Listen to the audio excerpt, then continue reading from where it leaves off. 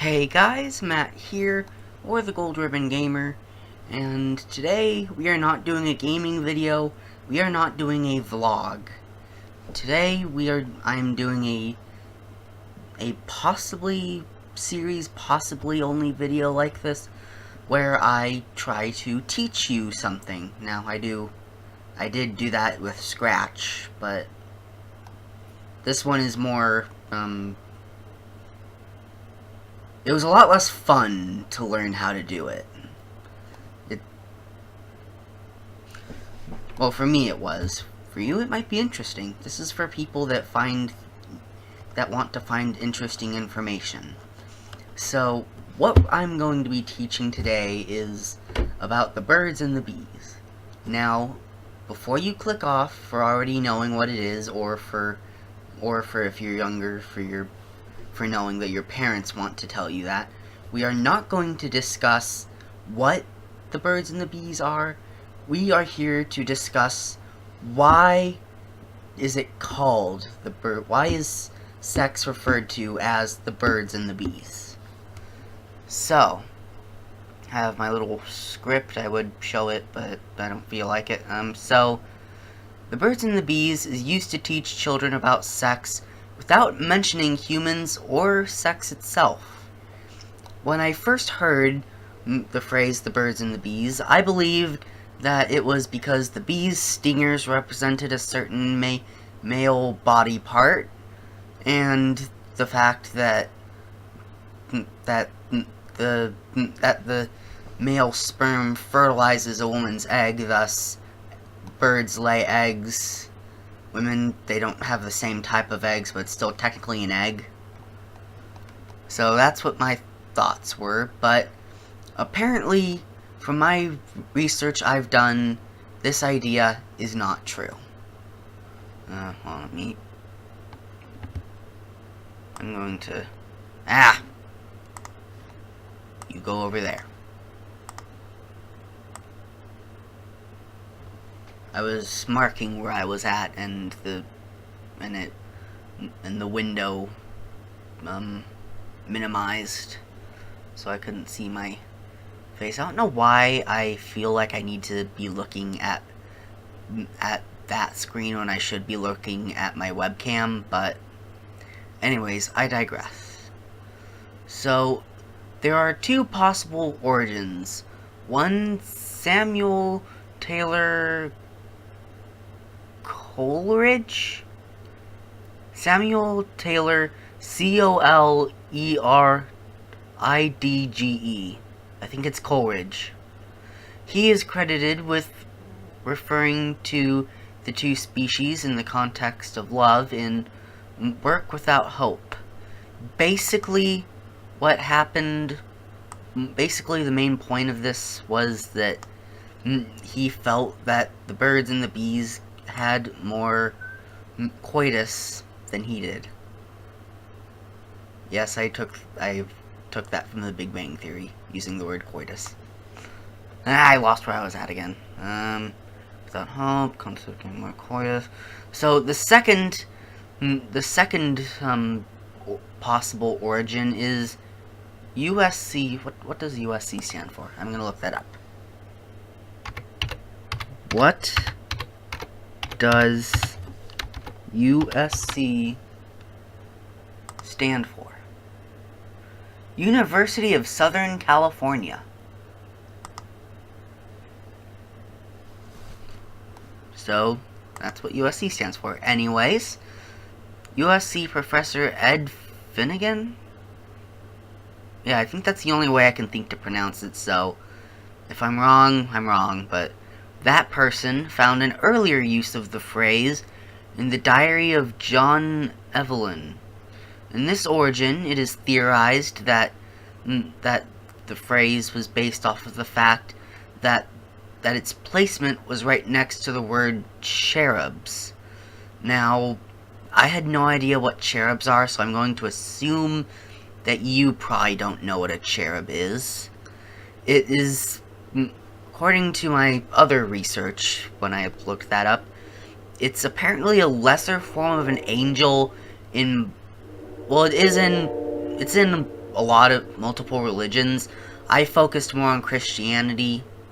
I don't really know why. Oh, wait, I think it just kind of reminded me of Cupid, so... Is Cupid Christian? I know Cupid probably wasn't a real thing, but... Is Cupid a Christian character? Anyways, that doesn't matter. So... Cherubs are basically a lesser form of angels and part of the Bible, and in later parts, they are better than the angels. So, the cherub was originally a protector of the Garden of Eden. That's the whole Adam and Eve story. Originally, cherubs were griffin-like creatures. I think if I remember correctly, they had all the features of a griffin, except its head was human. So, but, however, with Western art, that's when the cherub turned into something more identical to Cupid. Cherubs also apparently represented the sexuality of humans. My only guess is in modern art, they're depicted as babies. So maybe it's the fact that they look like babies that makes them the representation of sexuality. Although, what does that mean for when they were griffins? What does that have to do with it? Anyways, I'm digressing again. Well, I guess I can afford to, because this is a rather quick note. So, the main point from my research on the phrase is that the phrase "the birds and the bees" is not describing what exactly the bees and birds do. It's just the fact that they reproduce in the first place. So, these weren't, well, depending on on your definition of official, the last few concepts aren't really official. They're just from some Reddit users who shared what they thought of the phrase "the birds and the bees."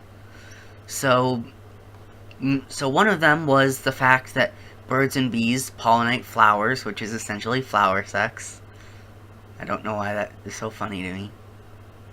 But anyways, I also saw one where it trades the part of the birds pollinating the flowers for the concept of babies coming from storks. In that idea, it shows the bees pollinating the flowers like human intercourse, and then storks delivering the babies to represent childbirth from sex. So, in the end, what I've gathered is, we may never know the true origin of the phrase "the birds and the bees," but hopefully this video has made it a bit clearer. So, this was a lot less anticlimactic than I thought it was going to be.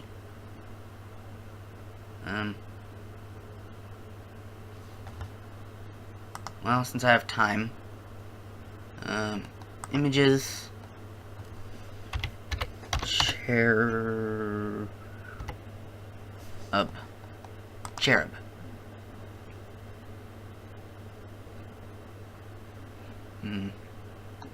Oh hey, there's the one I saw in my thing.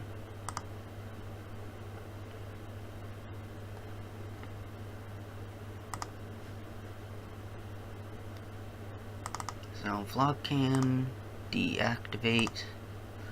This is what a modern cherub is. Hey! I didn't want that. Let's see if we can find the griffin cherub.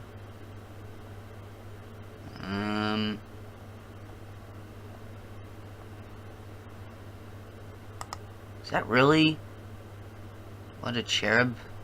Well, this is obviously cartoony cherub, but I guess that's kind of the idea of the original cherub.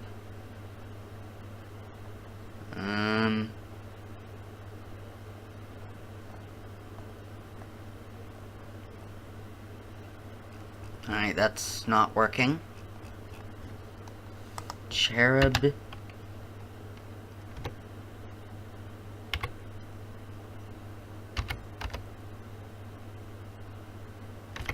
Cherub, eagle. See if that works.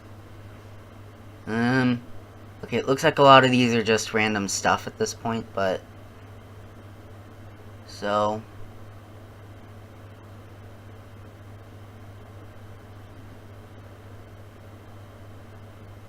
Are you good? No. Are you? No.